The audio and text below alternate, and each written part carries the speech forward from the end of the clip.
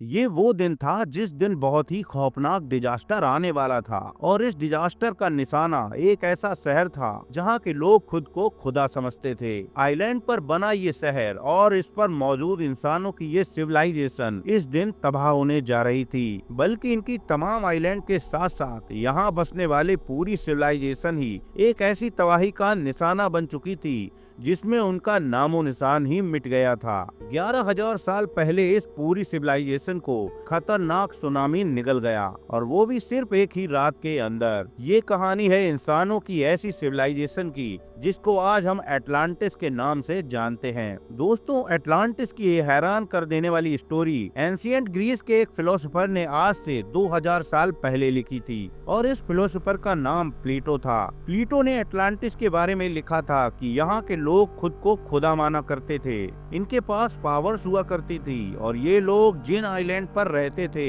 वहाँ सोना और चांदी भारी मात्रा में पाया जाता था। प्लेटो ने अपनी बुक में लिखा था कि यहाँ के लोग काफी बिगड़ैल थे और अपनी पावर्स का गलत इस्तेमाल भी किया करते थे। इसी वजह से इन पर एक ऐसा कुदरती सैलाब आया जिससे इनका दुनिया से नामो निशान ही मिट गया। 2000 साल पहले लिखी गई एटलांटिस की ये कहानी आज एक मिस्ट्री बन चुकी है, क्योंकि हिस्ट्री में कई ऐसे शहर हुआ करते थे जो आज समुद्र के अंदर डूबे हुए हैं। इसी वजह से लोगों को एटलांटिस शहर का डूबा होने पर पूरा यकीन है। लेकिन सवाल ये है कि इतना बड़ा शहर और सिविलाइजेशन रातों रात गायब हुई तो आखिर गई कहाँ? दुनिया में वो कौन सी लोकेशन थी जहाँ एटलांटिस वासी रहते थे? और इजिप्ट के पिरामिड के बनने से 6500 साल पहले बसने वाले इन इंसानों के पास आखिर ऐसा क्या था जिसको याद किया जा रहा है? यही वो सवाल है जिसका जवाब तलाश करने के लिए साइंटिस्ट, आर्कियोलॉजिस्ट और रिसर्चर कई सदियों से कोशिश में लगे हैं। लेकिन इस बार साइंस ने समुद्र के अंदर जो सबूत तलाश किए हैं उसको देखकर ये कहना गलत नहीं होगा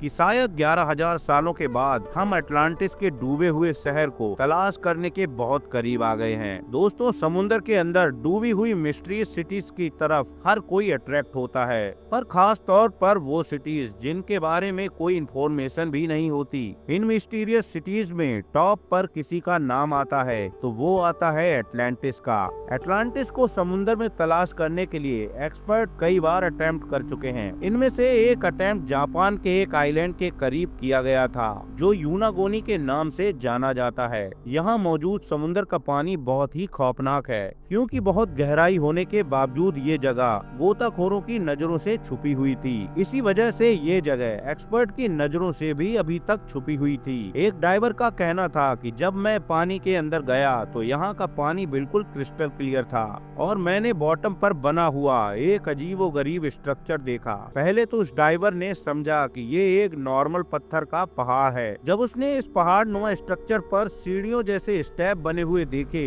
तो इस डाइवर को ये समझ नहीं आ रहा था कि अगर ये नेचुरल पत्थर का पहाड़ है तो इसमें स्टेप्स क्यों बने हुए हैं। लेकिन जब डाइवर इस स्ट्रक्चर को एग्जामिन करने के लिए नीचे गया तो और नीचे जाकर जो उसने देखा वो उसके लिए यकीन करना मुश्किल था। ये पूरा स्ट्रक्चर 6 फुटबॉल फील्ड जितना बड़ा था और इसकी हाइट 8 स्टोरी बिल्डिंग जितनी ऊंची थी। इस अजीबोगरीब स्ट्रक्चर के बॉटम से लेकर टॉप तक सीढ़ियां बनी हुई थी। ये सब देखने के बाद एक बात तो तय थी कि गहरे समुद्र में बना ये मिस्टीरियस स्ट्रक्चर नेचुरल नहीं था, बल्कि इंसानों द्वारा बनाया गया था। लेकिन ये असल में चीज क्या है? जब एक्सपर्ट को इस मिस्टीरियस स्ट्रक्चर के बारे में मालूम पड़ा, उनका कहना था कि डाइविंग के जरिए हम इस स्ट्रक्चर को एग्जामिन नहीं कर सकते, लिहाजा वक्त था टेक्नोलॉजी इस्तेमाल करने का। एक्सपर्ट ने ये फैसला किया कि मॉडर्न सोनार टेक्नोलॉजी का उपयोग करके योनागोनी आइलैंड के आसपास स्कैन किया जाएगा।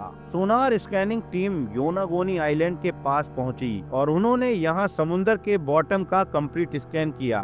जब स्कैन का 3D मॉडल बनाया गया तो सारी हकीकत खुलकर सामने आ चुकी थी। हजारों साल बाद इसको देखा जा रहा था और जो देखा जा रहा था उस पर यकीन करना मुश्किल था।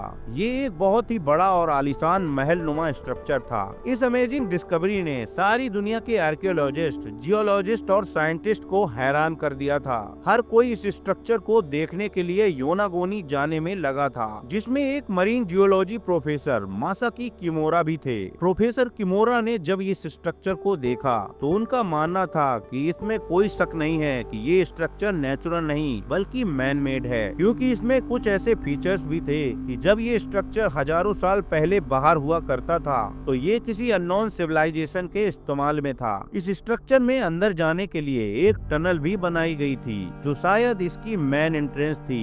इस एंट्रेंस से सीढ़ियों तक जाने का एक रास्ता बना हुआ था। ये सीढ़ियां बिल्कुल टॉप पर जा रही थी और टॉप पर बिल्कुल फ्लैट टेरेस बने हुए थे। ये टेरेसेस इतने बड़े हैं, यहाँ हजारों लोग एक साथ खड़े हो सकते हैं। प्रोफेसर को इस बात के कुछ सबूत भी चाहिए थे जिससे ये साबित हो सके कि किसी वक्त में इंसान यहाँ रहते थे। इसके लिए एक बार फिर वाटर स्ट्रक्चर का नमूना किया गया। इस सैंपल में ज्यादा तो कुछ नहीं मिला, लेकिन एक चीज ऐसी थी जो वाकई काफी अजीब दिख रही थी। यहाँ से मिलने वाले एक पत्थर पर क्रॉसनुमा सिंबल तराशा हुआ था। इसी पत्थर पर 2 सुराग भी बने हुए थे।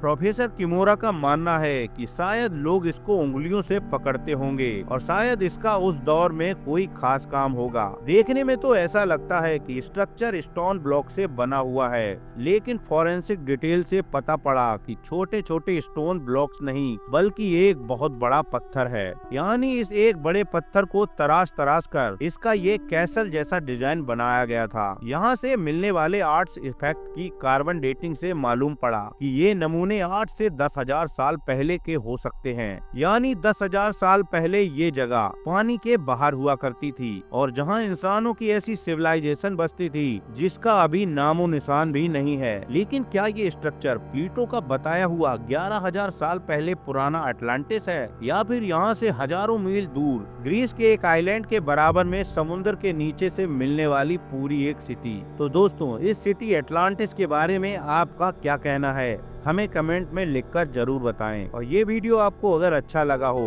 तो इसे लाइक करें, चैनल को सब्सक्राइब करके बेल आइकन जरूर दबा लें ताकि जब भी हम ऐसे इंटरेस्टिंग वीडियो आपके लिए लाएं तो आपको नोटिफिकेशन मिल जाए। जय हिंद।